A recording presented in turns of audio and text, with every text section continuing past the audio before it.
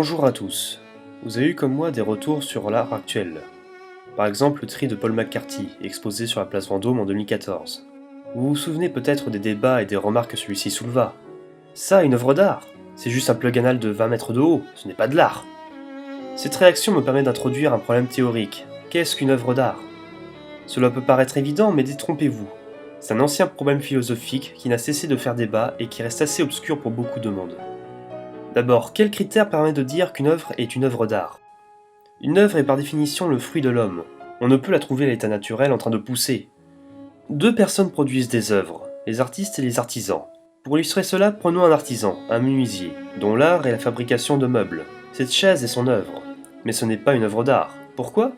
Est-ce que vous vous essayez sur une œuvre d'art? Je suis sûr que certains répondraient oui, mais en principe personne ne le ferait.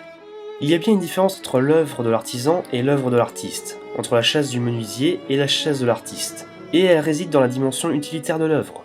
L'œuvre de l'artisan est utile, on peut s'asseoir sur la chaise du menuisier. L'œuvre de l'artiste est inutile, on ne peut pas s'asseoir sur la chaise de l'artiste. On peut juste la regarder et la contempler. Contempler, voilà la deuxième qualité d'une œuvre d'art, sa dimension esthétique. L'esthétique désigne une partie de la philosophie qui se propose l'étude de la sensibilité artistique et la définition du beau. Ici le terme est utilisé comme adjectif et désigne ce qui est motivé par la perception et la sensation du beau. C'est-à-dire qu'une personne lambda devant une œuvre d'art est émue. Elle perçoit des sensations et des émotions relatives à la beauté de l'œuvre. Par contre attention, le terme de beauté est à prendre avec des pincettes. Ça peut aller dans un sens comme dans un autre. Une croûte peut vous procurer autant d'émotions qu'un chef-d'œuvre. Bref, ce qui fait qu'une œuvre est une œuvre d'art, c'est le fait qu'elle soit humaine, esthétique et inutile. Vous pouvez me faire la remarque qu'on retrouve bien des meubles dans les musées, exposés à l'égal d'œuvres d'art. Et vous avez bien raison.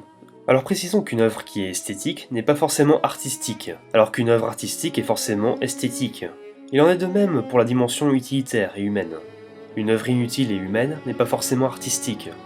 Pour revenir sur les meubles, ils peuvent être utiles, mais lorsqu'ils furent placés dans un musée, ils sortirent de leur cadre utilitaire, de leur contexte. Ils devinrent alors inutiles dans leur fonction première. On peut alors les considérer comme des œuvres d'art. Ensuite, on a ce problème plus culturel. Depuis que les pratiques artistiques se radicalisent esthétiquement, la conception traditionnelle d'une œuvre d'art est repoussée, et beaucoup eurent du mal à accepter ces nouvelles pratiques artistiques. Les plus conservateurs combattirent même ces nouvelles formes.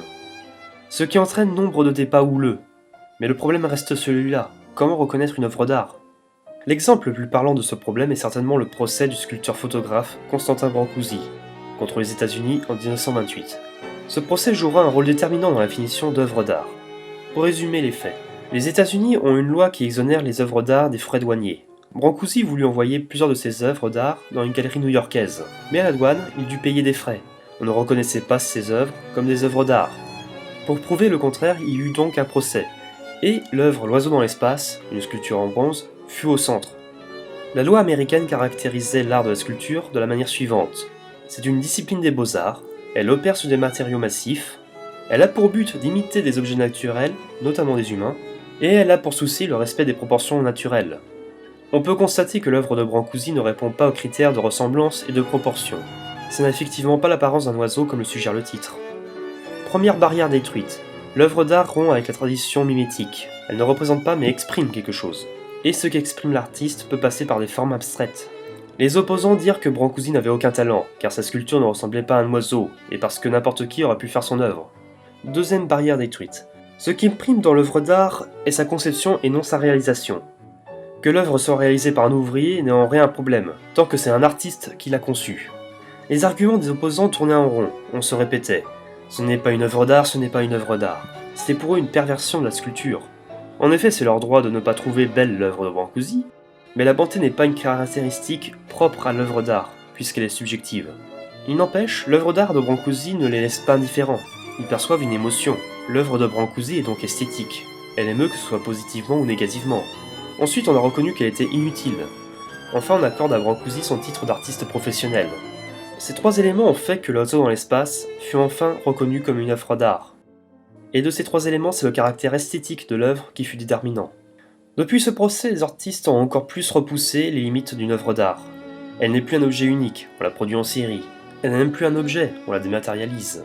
Désormais est considéré comme œuvre d'art le concept d'un artiste, reconnu en tant que tel par le monde de l'art, qui procure un sentiment esthétique. Voilà, j'espère que je vous aurai éclairé sur ce sujet. Maintenant reste à savoir s'il y a des limites que l'on ne peut dépasser dans le domaine de l'art.